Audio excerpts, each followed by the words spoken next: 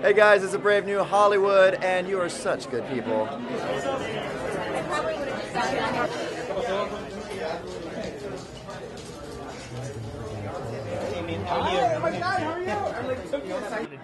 No, Stewart wrote a very funny script to begin with. My contribution was the haircut. I was sitting in the makeup chair, and they did my hair, and I looked like me, and I was like, it's not funny. And then I wet my hair, and then I plastered it down. I was like, okay, now I'm ready to go. You know, most of it, honestly, was the script. The script was great. It was just fabulous. And a lot of it was just right there, thank God, because, you know, again, I just showed up and no idea what I was doing. But, yeah, it was just really loose, and we had a really great time. We had so much fun. Wonderful. And one last question. Do you have as contentious a relationship with your sibling? Oh, absolutely. I have 2 younger brothers, and I hate both of them. No, it's not kidding. They're just both very accomplished, and I am not so much. So, I wish I would have seen Hunger Games before I played this character, because there was a lot of good ammunition in that movie, for sure. Like the hair, too. But yeah, I mean, no, I just came in there and did my own little thing, and yeah, I mean, I hope it turned out. I hadn't even seen it yet, so I hope it's good.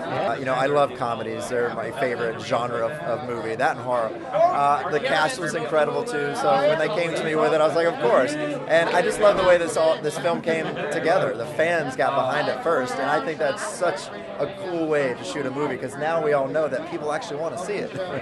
Did you improvise at all on this film, or was it? It seems like everyone was sticking to script. Oh no, I improvised a little bit. I think there's actually a line of mine that got in that I say checks take a long time to write or something like that.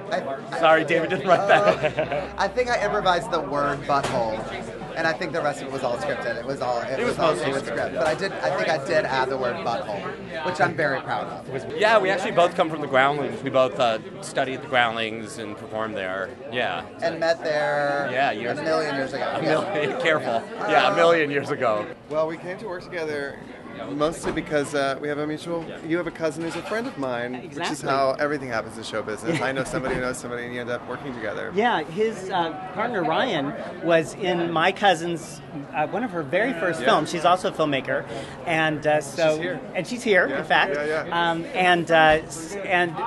So when I got this script, the part was just so perfect for Michael, and I knew that she had just worked with him, and I was like, you think you could, put me in touch? You asked about independent film. It's so important to keep making independent films, because movies like this don't get made in a studio, because, well, I mean, and they certainly wouldn't be. They certainly wouldn't have people like Randy and me in it. They would turn one character into a woman, and then it would be movie stars, and so it would just never work. Independent film is where we tell our stories, and it's where we tell our stories quicker and faster and in a more immediate way. For a studio film, we have to pass all these tests with the suits and the marketing and everything, and with independent film, we can tell LGBT stories right away. I don't think this is a gay movie. There's nothing about the plot that has to do with their gayness. They just happen to be a gay couple embroiled in a movie plot. But it's not about them being gay. So in that way, I think of it as kind of post-gay. I don't know if I would have used that term, but because they are very gay. They're gay. They're really gay. They're gay. But it's not an issue. But it's not an issue. But it's not a story point. Yeah. It's not a story point. Yeah.